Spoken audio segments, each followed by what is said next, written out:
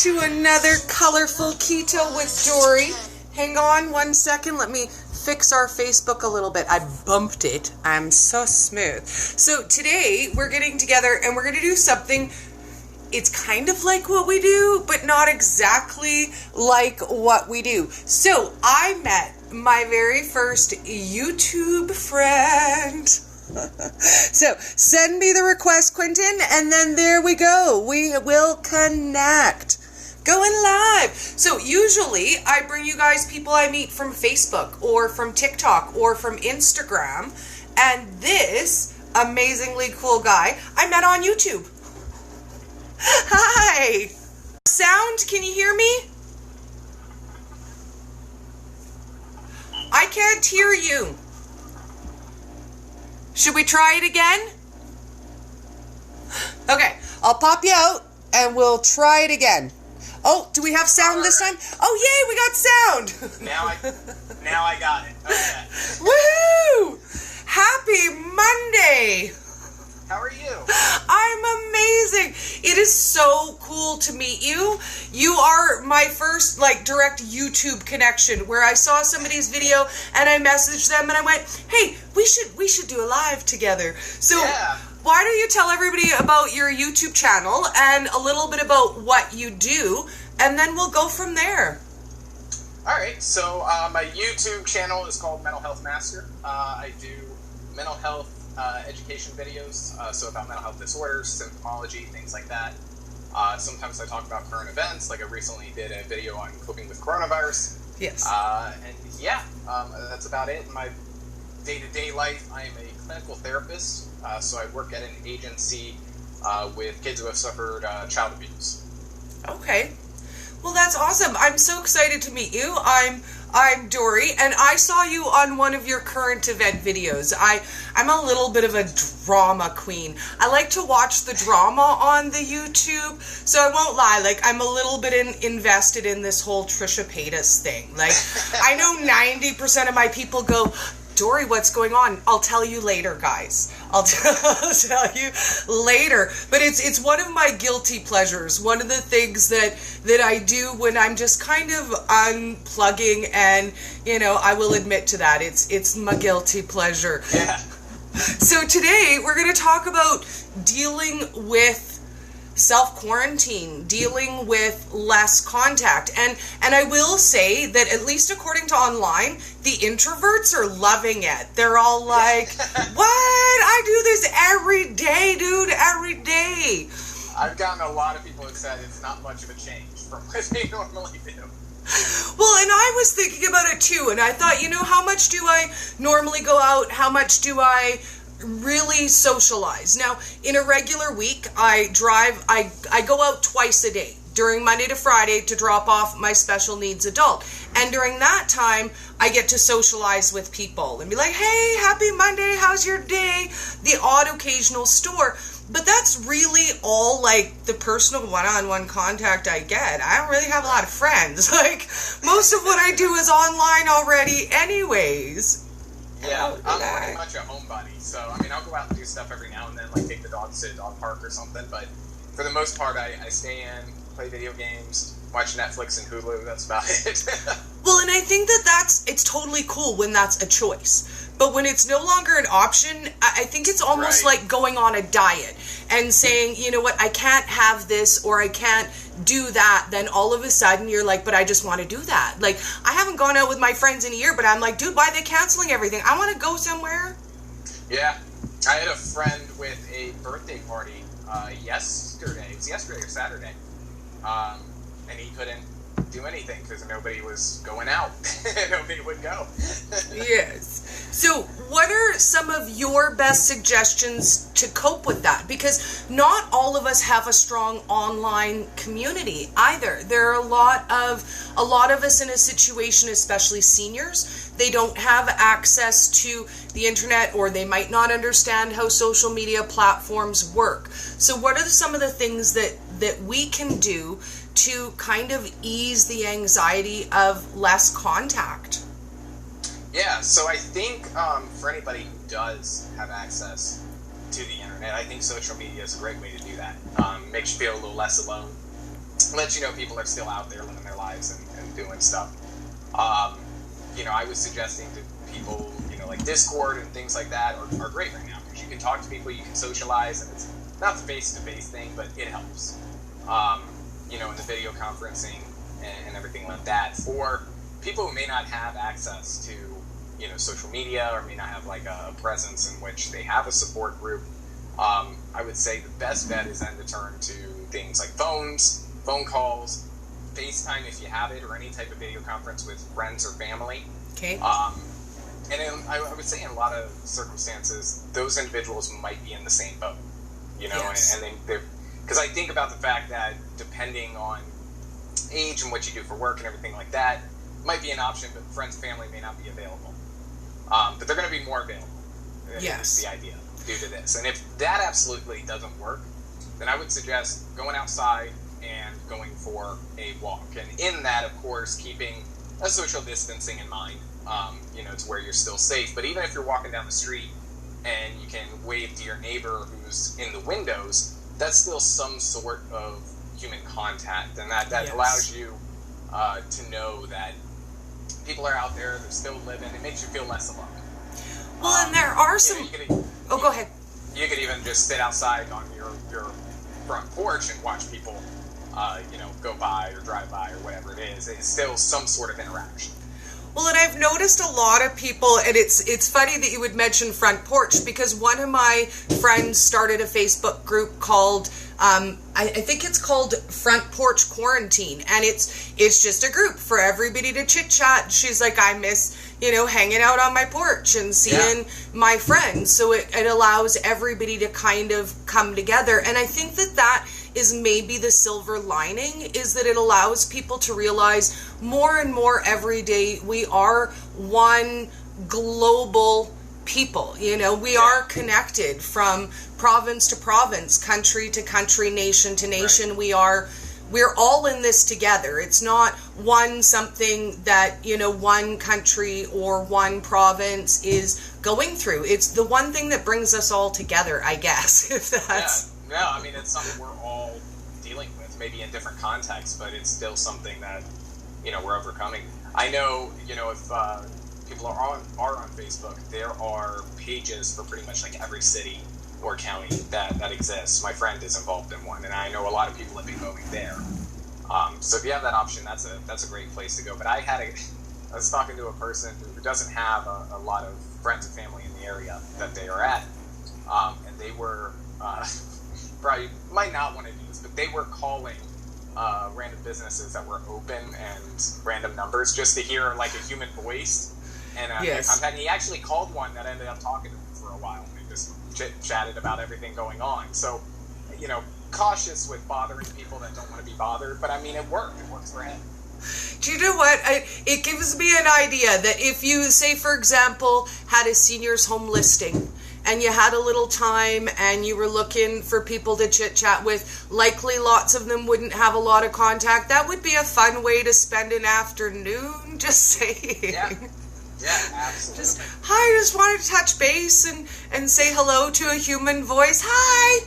Yeah. I might do that. I've had a lot of really good relationships actually come out of accidental phone calls, where I've dialed the wrong number by one digit and we just got to chatting, and all of a sudden I've got a new friend. So I can't say that never happens. There was that thing trending for a little while. It was called Your Number Neighbor. So Oh, it was yes. the phone number, but the very last digit, one up or one down from what yours was. And people were actually making friends and connecting by doing that. So it's worth a shot. Well, and I think you never really know when you're going to connect with someone or where. And that's one thing that I'm mindful of across all of my social medias, is I don't really believe in coincidence in a weird way. I feel like if I saw something, it's because I was meant to see it in that moment. It had a message for me. It was meant for me. And I think maybe I feel that way because I put out my content in that fashion, and I feel like the person who needs it today is going to find it. And if it's 5 years from now, the person who needs it is going to see it. So Right. just because it's online doesn't mean they're not necessarily real friendships or connections. Yeah, absolutely. I mean, some of your closest friendships and connections can be, harbored online. And I think it is. It comes down to that human connection. It might be a different connection than, a lot of people associate like a best friend with or something like that. But it's definitely possible. Well, and I think my family is anti-social media. I won't lie. My fiance has no social media. My 22-year-old son, no social media. Like, I don't even know how he manages. He does like Reddit, though. So, I mean, he does some social medias, but none that are an actual, like, platform. Right. But I heard you mention Discord, and that's something I recently started too. I'm an old lady, and I don't know a lot about the social medias, but I hear everybody talking about it on YouTube, and I'm like, oh, that sounds really cool. Like, you can have live chats, you can have voice chats, you can stream videos together and watch them. So do you have one, and where can we find yours if you do? So I do. I have a Discord. I call it like my little mental health community. It's really just kind of what we were talking about, a place for people to connect. People will talk about the mental health stuff going on in life, or they'll just talk in general. Like, we have a channel where you can share pet pictures or art that you've been working on. We love the pets. So, yeah. So it's great. There's voice channels, so people can talk over voice. There's a way of doing face calls. So, people just hang out. And so the link is a little weird. You have to be provided a link to join it, but the links are in all of my video descriptions. Okay. So if you click on that link and you have Discord, it'll automatically invite you, or it'll tell you to download Discord, and then automatically invite you. Okay, I'll find one of those and add it to the description so that people can find it as well. And your YouTube channel is in the link. So if anybody's watching it, Awesome. They can just click right through and find you on YouTube as well. So on my page, we talk a fair amount about anxiety and general depression. I mean, for me, I was diagnosed with severe depressive disorder. So that's kind of particular. But on my page, we talk a lot about general ways to be mindful of our own situation and kind of better that. So let's talk about that a little bit, because depression and situational depression are different, but how you feel about them are often the same. So I'd like to talk a little bit about some of your top tips, because even though it's a situational depression, I think a lot more people are going to be dealing with anxious feelings, depressive feelings, dark thoughts in this time where you just can't be connected. So what would you say if someone said, what are your top three tips for staying positive and mindful? Top three. So I went over several, because right now with the whole coronavirus thing, everybody's anxiety is already at a heightened level, which is normal. Anxiety is, meant to protect us, to prepare us for a threat. And so we perceive coronavirus as a threat, and we automatically feel anxiety.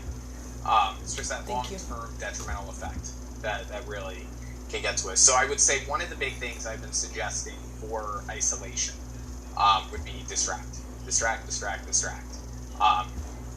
We will talk about avoidance as a positive or negative thing. In this case, avoidance can be a very much positive thing, because if you don't distract yourself from what is going on, I think it's very easy to sit there and ruminate on the fact that you're all alone, or everything that is going on outside of your home, and that really just leads to negative thought patterns and negative feelings without really anything constructive coming from it. So I suggested that in the effort of distraction, self-care, keep doing the things that you normally do to take care of yourself. Try to maintain a routine, somewhat of a routine, because that lets us feel like things are structured and in control. And then if there's anything you enjoy doing, video games, writing, reading, whatever it is, engage in that. If there's a project that you really wanted to work on, like if there's that book that you've always wanted to write, now would be the time to do. And then another thing I would say is limit how much you interact with the news regarding coronavirus, whether that's on social media or like the media. Yes. I suggested once or twice daily because you do want to keep updated on what's going on. But I think with any type of anxiety or perceived threat, we do hyper-focus. Yes. And we keep looking at it because what we're trying to do is we're trying to comfort ourselves about it and hoping that we will land upon some information that will provide that. But then we get kind of stuck in a loop of just kind of, making that anxiety and that fear concrete. And there is, we have a negativity bias. We focus on the negative more than we do the positive, and that just solidifies that in our minds. So limit it. I check once in the morning, once at night, and then that's it. No more coronavirus talk. So I'd say those two are big, and the third one, I would say as far as mindfulness goes, try to be mindful of if any habits or patterns in how you normally function and normally are, if any of that changes, even to a slight degree, because that could signify that there is something else going on, or that you're being detrimented by it, and will allow you to address it before it gets worse. Well, and unfortunately, stressful times are a really easy time to slip back on amazing progress that we've been making. If it is in our health and wellness, if we've been eating good and exercising, all of a sudden we have a really good excuse to eat junk food and be lazy at home because we're stuck at home. If it's work on your mental health, guess what? The world might be ending. Maybe I should call my toxic ex. Do you know, if the world was going to end, you'd come over, right? You'd come over and you'd spend the night. Right. Yeah, no, it is. And I think it can certainly feel that way, that, this isn't something that anyone's really experienced. And there's researchers that theorize that the fundamental fear is the unknown. That with everything that we're afraid of, it's because there is an unknown involved. And this is the ultimate unknown. Yes. We can't see it. We don't know if we're being exposed. And not only that, we don't know a whole bunch about it because it's new. It's a strain no one's really come in contact with before. So there's a lot of unknowns, which just leads to anxiety and fear. It's kind of the beginning to a lot of apocalypse movies. Like, I'm going to say, like, I'm a child of the 80s. We grew up on, the world is ending movies. And it kind of feels like the start of a lot of those. Yeah. So it's easy to let your imagination run away with you and again, hyper-focus on the negative. Most areas locally will have an alert system. So what I did is I signed up for my local alerts. That way, when something happens, something changes, I will hear, but I'm also not flooding myself with information about it all day, every day. Right. Yeah, because that does. It really solidifies those feelings of anxiety or fear. What we end up doing is confirming the fact that we should be anxious and afraid. And I think some precautions are, in order. But I would challenge any of those, any of your thoughts about that, with some positivity or rational thought. Like, yes, should you keep your distance from people and practice social distancing? Absolutely. But do you need to walk outside in a bubble? Probably not. And so I think that's important to constantly check in with yourself and challenge, your thoughts and, to come about the right place, the most beneficial place to be mentally.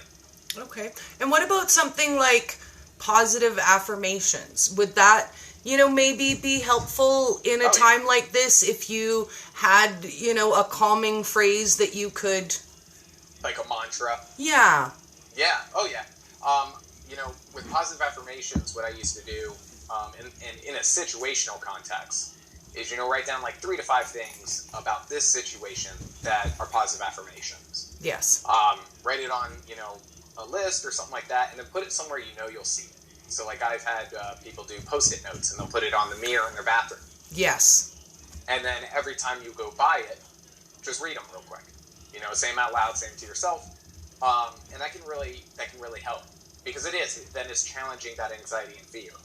Something as simple as, everything will be okay. Or this too shall pass. Something like that challenges, anxiety, or fear that might be brewing in us. Yes. Now, I don't know if you have any kids or not. Do you have kids? No? No. Okay. Because I was going to ask you, how do we deal with explaining this to our kids? I mean, I'm a full-time special needs adult care aide. So ideally, he's 3 years old, and he doesn't understand. So every day, I just get, asking for the regular routine. He'd like to go to the office. He would like to go to church. He would like to go to singing. He would like to do those things. Please. Thank you.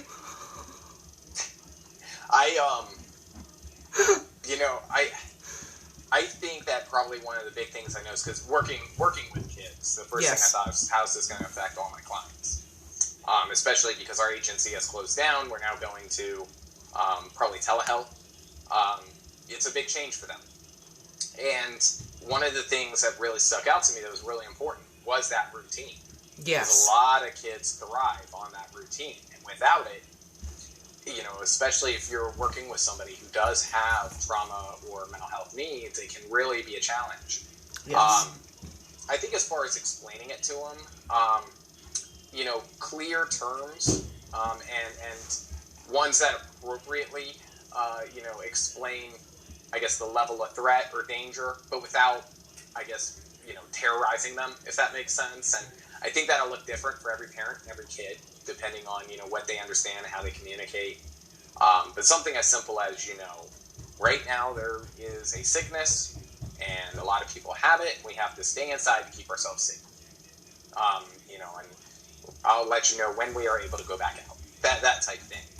But then on top of that, getting into some sort of routine. Maybe completely different from what you had, but some sort of routine.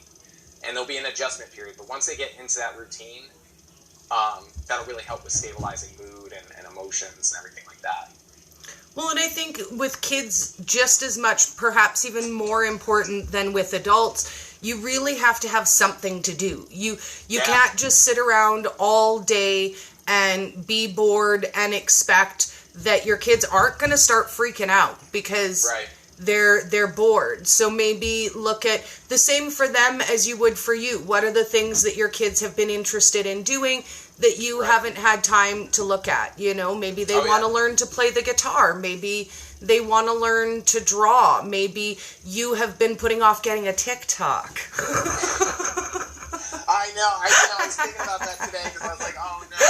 I finished that video up yesterday. And I did not get to it. I was so tired.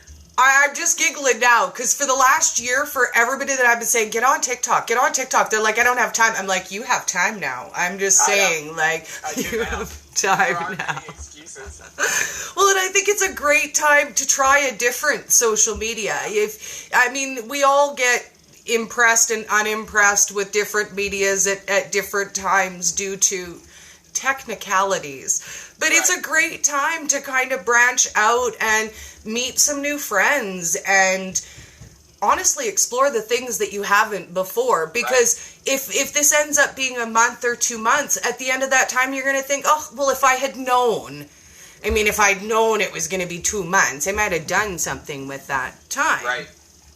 Yeah, and it's great for, going back to that self-care and distracting thing. It's great for that. Because usually when you get into something new, kind of like getting a new phone, it's all you do for, however long. And, it's plenty of time that's going to keep you from thinking about coronavirus or whatever it is.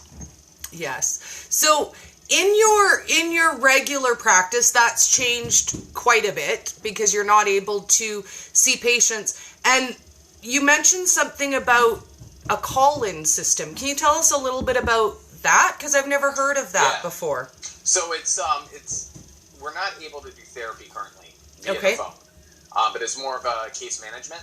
Okay. And so it's really helping them maintain while this transition is going on until we can get teletherapy up and running. Okay. Just to make sure that they're stable, that we're not losing progress on what we've already done, that they're coping okay with all the changes, and to maintain that communication and that rapport. So that's really what this week is about, and it's new for a lot of people involved. A lot of the therapists, their experience is primarily face-to-face in the office. So, I think for them, it's anxiety-provoking. because it completely changes what they're used to. So yeah.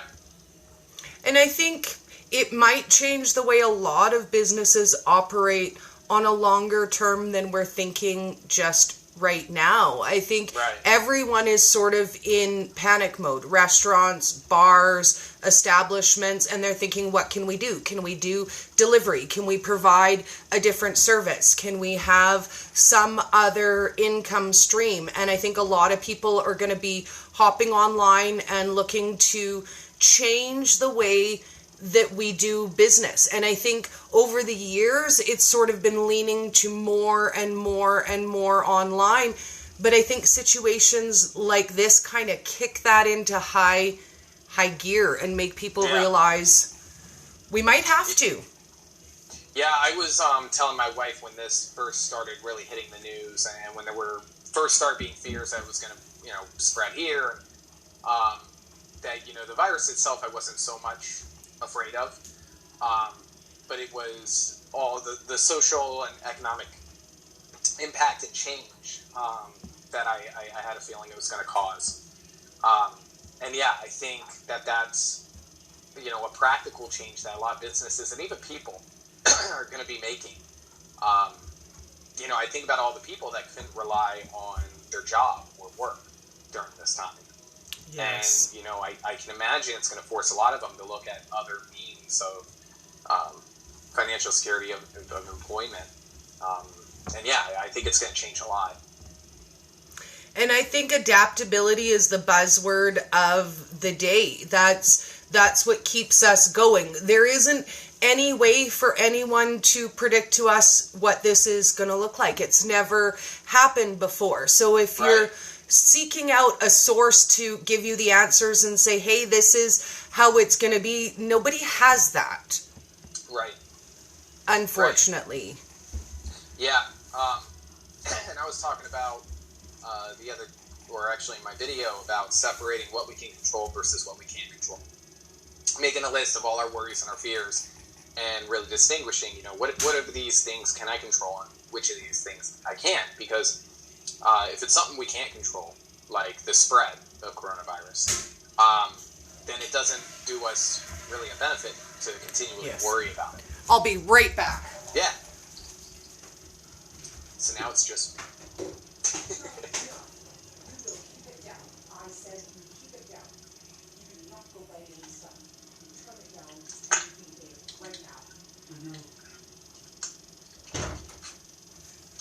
Sorry about that. Speaking of everybody home at my house, Jacob was literally in the bathroom having a session just banging the toilet seat because he's bored.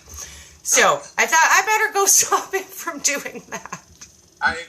It's COVID. It's distracting, It's so busy. Oh, well, I mean, really, what do you do when you're a grown 3-year-old and you've been stuck in the house for so long? Like, it gets really, really boring. I've been dressing up my dog and my cat, making funny videos on TikTok that amuse me, and I just watch them and I laugh over and over, and I show my fiance and I say, oh my God, I made the funniest video. And he goes, that's not funny. You just don't know. If I'm laughing, it's funny. That's what my wife tells me. She goes, you think it's so funny. I'm like, I am. I'm hilarious. Hello? I think we share that in common. I'm like, I'm pretty funny. Like, they tell me all the time, I'm not that funny. TikTok disagrees. So that's why I think you need to get on there, because TikTok totally gets my humor. They're like, ha ha ha ha, Tori. I'm definitely going to be talking about it and everything. I think it'd be perfect. And like you said, now is the perfect time to do it. For me, it kind of... I can't even begin to tell you how much it helped my own personal mental health. When I found TikTok, it was a year ago. So this time of year, March 15th, it always seems to be a hard time of year. It feels like it should be spring, but it's the middle of the winter. I'm probably going to get another few snowstorms, and it's a hard time. I was really bogged down in a lot of personal things that were going on. I wasn't having that much fun on my social medias. And I thought, you know what, I need somewhere to be silly, to do lip syncing, to to just let my crazy run wild a little. Yeah. And man, I'm happier. I think that's, it's one of the biggest benefits to social media is the form of expression. Yes. And in that, being able to connect with people with, similar humor, forms of expression, whatever it is. Well, and I think it keeps your mind busy. It keeps you creative. It keeps you always learning something. I saw someone post something yesterday, and it was just a basically, I already know everything I need to know about everything sort of comment. And I thought, you know what? How sad is that? We're always learning. We're always changing. We're always growing. I never want to be at that point in my life where I feel like I already know everything about everything and there's nothing left to learn. That sounds sad to me. Yeah. Yeah, because that would mean no new experiences. And some of the best experiences are the new ones, some you haven't experienced before. Well, and sometimes the things you never intended, I found in the last few years, things just kind of sort of happen. I mean, I never intended to have any social medias. I used to have Facebook, and before I had a passion to share online, I turned that puppy on once every 6 months if it needed me to or not. And I used it for the really important stuff, checking out what people in elementary school are doing now, seeing if my ex-boyfriend's girlfriend's more attractive than me, the really important stuff. So you can learn it. I mean, you can learn a new social media, learn a new skill, have some fun, make some new friends. Yeah. Yeah, I still remember when MySpace was big. Everybody was on MySpace. See, now I don't remember that one. I hear people talk about MySpace now and Musically, but I'm like, okay, that was before my time. I remember, what was the one that used to ping up on the messenger? The AOL Messenger. I remember that. Oh, yeah, AIM. Ba-ding! Yeah. And I remember dial-up, when you're like, bing, ding, ding, ding. I remember that. Computers weren't really a big deal until I was an adult. I mean, there was computers at school, but everybody didn't have a computer at home when I was a kid. That's something that sort of happened later when I was an adult. Yeah. Yeah, that started happening. I think we got our first computer when I was about to finish elementary school. Yeah, I think it was in my last year of elementary school, and middle school was where MySpace became a big thing. And then it was sometime in high school where Facebook started becoming a thing. So, I mean, the way it's changed so rapidly over the last 2 decades it's unbelievable to me when I actually sit and think about it. Well, and if you conspiracy theory, a lot of people say social media makes us less social, and I think in some ways it does. If you've ever been at a family dinner where everybody is sitting and doing this and not talking to each other, maybe that interrupts your family. Although on the other hand of that, would they be killing each other over the potato salad? Maybe it's a good distraction, maybe it's a bad distraction, but regardless, we all have to kind of make that gauge in our life. Yeah, I've always framed it as, it's a different type of social. And I think, if you're in a thing where it's face-to-face interaction, there's nothing wrong with, setting boundaries and being like, all right, let's get off our phones, and things like that. But I don't think it makes us less social. I think it's just a different type. I think humans are changing and adapting, to socialize differently than we did 2-3 decades ago. And I think really fighting against that change will cause more harm than good. I think it's an inevitable thing. Well, and I feel like adapting as it goes, then maybe we won't feel so foreign to it when we get there. Right. Yeah, and I mean, if we're talking like with coronavirus and everything, change affects people a lot, and it does. It causes a lot of anxiety and a lot of, fear at times. And I think it's on a smaller scale the same with technology. I think that it changes so quickly, and I don't doubt there's going to be a period of time when I get old enough where I'm not going to be able to keep up. And and I think that's a scary thing. I think that's an anxiety-provoking thing. Well, and I would say from personal experience that that's not necessarily true. So when I discovered my passion to share online, the first thing I did was someone said to me, "Oh, Dori, could you make a video about that on Facebook?" And my first answer was, well, I don't know how to do that. So I went to Google and I went to YouTube and I searched up, how do I do a Facebook video? I figured out how to do it, sort of. It was sideways and there wasn't any sound, but I did it. Yeah. I did it. And then you're inspired to do one thing. And you know what? Figuring out how to do one thing makes you think, oh, well, next time I'll just Google that and I'll figure out how to do that. So when someone said, hey, Dori, you need a YouTube channel, I went, I'm gonna check on YouTube for that. And I won't lie, it's not always smooth. I figured out how to start a channel. I accidentally started 2 channels. I don't know how to delete the second channel, but that's okay. I did it. That's how I figure out everything new.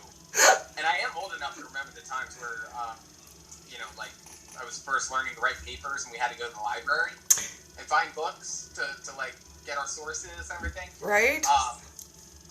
But now, I'll look up everything on YouTube. I got new editing software for my videos. Okay. The whole Adobe package. So like After Effects to make like visual graphics that move or motion graphics and stuff. Ooh. That was one of the programs. And I wanted to make a new intro and outro for my videos, but I had no experience with it at all.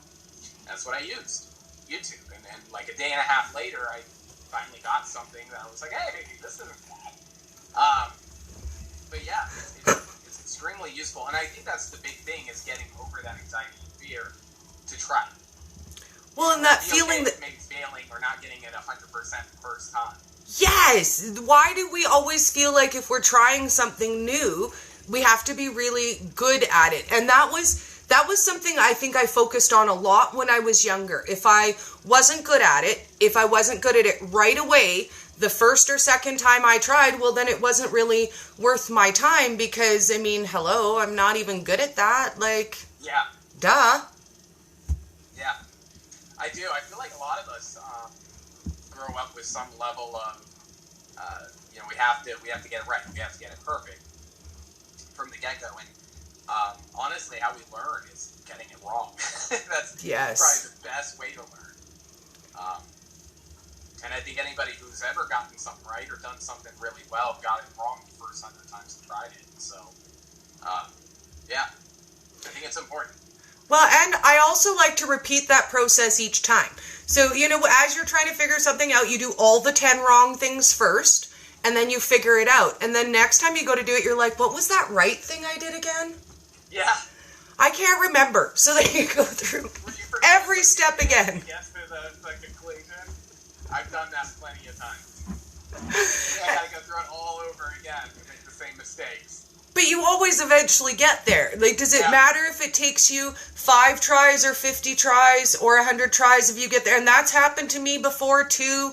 When you're editing something and you're like just about to go like, oh, poof, it disappears. Oh, thank you. I really like that. Yeah. Yeah, I do that all the time. I'll forget what I did. I'm really bad with doing that, with writing notes down on what I'm doing. I'm like, I'll remember. And then I go back and I'm like, I don't know what I did. See, my thing with taking notes is that I think really fast, I write really slow, and I feel like it's a waste of my time. And I know lots of people organize things that way, and listers are like, Dori, seriously, girl. But I'm like, no, I remember. Like, I will totally remember that. Maybe I should list. So why don't we close off today? I would love for you to give us your final thought on, you know, how do we cope? How do we deal? How do we get through this in one piece? And how do we help the people around us who are struggling? Because it might not be us who are having a really hard time. Right. It might be a friend or a family member or a loved one who's really, really struggling right now. Yeah. And I think as far as a final thought, I'll probably go with that phrase, be a friend. I think doing that, you know, in every context of the word is really important. Reaching out to those people you're close with, or maybe not all of them that close with. Now, you know, is a great time to maybe check on your neighbors, or, you know, talk to a person on Facebook or online who you don't normally talk to, and just say hi. And, you know, really when it comes to yourself, just be patient with yourself during this time. Be okay with, you know, some emotions that come that, you know, might feel negative, but it's just part of your experience, and remind yourself that, you know, everything will be okay. And when in need, reach out for support, reach out for help, reach out to people. And yeah, I think that's where I'll leave it. Awesome. Well, thank you so much for your time. I'm so glad to hang out with you. We should totally do it again sometime. I would love that. I have a lot of fun. Thank you so much, Quentin. Have an amazing day. All right, bye. Bye. Okay, so that was different, totally fun. We need more YouTube friends, I think. What do you guys think? I think I should hunt YouTube for some more friends for us. So I hope that this is helpful to you guys, and if you are struggling, or if you know someone who's struggling, feel free to share this with them. Quentin is available on YouTube, and his link is in the description. Have an amazing day, guys. I'll see you soon. Bye, darlings.